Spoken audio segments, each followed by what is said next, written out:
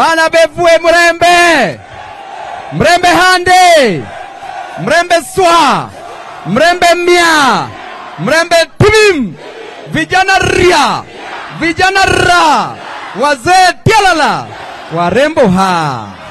Wamama mwe. Wamama mwe. Nyinyi ni wamama mnapiga mwe. Sasa watu wa Moi Bridge mpo? Tumekuja na vijana wenyu hapa. Tumekuja na Sifuna Omwami.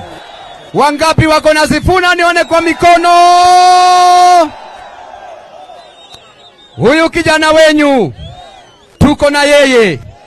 Hata sisi tuko na pisi yake. Nyinyi mnasema nyinyi ni akina nani?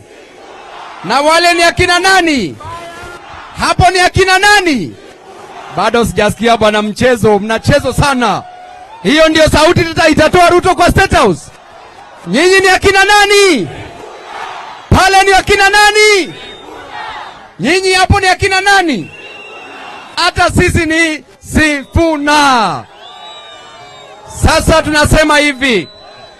Hapa tuko na mtu mmoja ambaye lazima turudishe wapi? Lazima turudishe wapi? Lazima turudishe wapi? Mliambiwa mtapewa kazi. Nani yako na kazi pale? Nani yako na kazi pale? Mama yako na kazi pale? Mzee yako na kazi pale? Hakuna pesa ya hospitali, hakuna kodi ya nyumba, hakuna karo ya shule, hakuna pesa ya chakula. Kisha mnaambiwa mko na serikali. Serikali bandia sio bandia. Serikali bure sio bure. Bora serikali au serikali bora? Mimi nataka kuambia hivi. 2027 tutashikana mundu humundu, ana kwa ana, bega kwa bega, na turudishe Kasongo wapi? Kabila zote zitashikana, kwa sababu shida ya Mluya ndio shida ya Mkikuyu, shida ya Mkamba ndio shida ya Mjaluo, shida ya Mkalenjin ndio shida ya Mtaita.